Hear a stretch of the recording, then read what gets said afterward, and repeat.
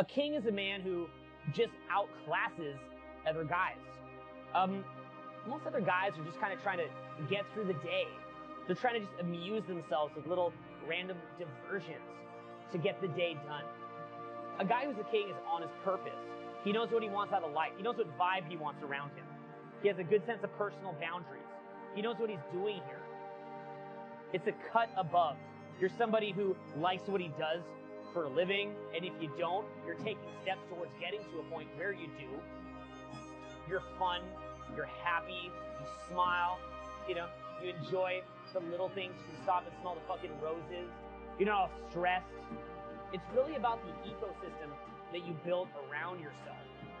You got to build it, and it's not going to build itself. These things do not build themselves. For me, life is about, again, like I said, building yourself up. And when it really comes down to in the end, you want to know what it actually is? Honestly, contribution, isn't it? You can tell the size of a man by the size of his problems. Got a small man, his problems are very self-directed, very self-focused. People that are in pain, they can't think about contribution. So you want to think of that as like coping versus thriving.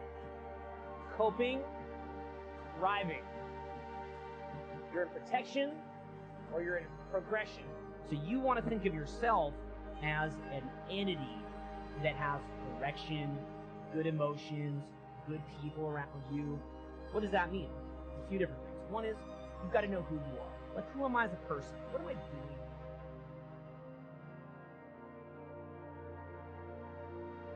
What are you doing here? It's like, dude, you're lacking that true north, right? So what is your true north? Most of us are asleep. If you want to test this theory, just walk outside your house right now, or if you're watching this on your phone, just pause the video, look around you, and you're going to see people are fucking asleep. Okay, you're not going to look around and see a whole society of people smiling, active, creative, just generating more output. You're going to see people just kind of down on their phone, just mindlessly going about their days. They're like walking down the street, like head down, going through the motions. Okay, if you're on the bus, people are on their cell phones, going through the motions. It's very bland. Okay, people are fucking asleep. Not differential of somebody winning and losing has nothing to do with their genetics. It has nothing to do with their potential. It's their perseverance, always showing up. A person that's willing to gamble. You show up, then you have a chance. If you don't show up, the outcome's simple.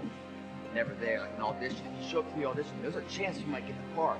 If you're too scared to show up and you sit back at home, wondering what if and everything else, no one in hell's gonna call you an opportunity because you weren't present. The winners always show up. They're willing to lose in order to gain. Big mental thing there, guys. This body, as great as you are, as sharp as you make an arsenal, it can't do anything if you don't have confidence in yourself. We all fall down in life. The question is, who gets back up? You go after and you give it all you have. If you lose, at least you try, man. I failed. It's 10 times more of a man than someone said, what if? Because what if never went to the arena. When you guys find a fear, that fear will either create you or destroy you. I love fear. The reason why? Behind every fear is a person you want to be. Fear is self-imposed, meaning it doesn't exist. You create it, you can destroy it too. It's an intangible. If you face your fears, guys, you will realize it's not that big. And once you face it, you go, oh my God, man, I spent all this time running from it. It was so small. If I just faced it, my God, not only did I face it, I beat it back. Energy's never lost, transferred. That negative energy, that fear, is destroyed. It comes back in as confidence. What else am I capable of? What else am I holding my back from that I'm capable of more? What am I running from I don't need to? What else can I overcome?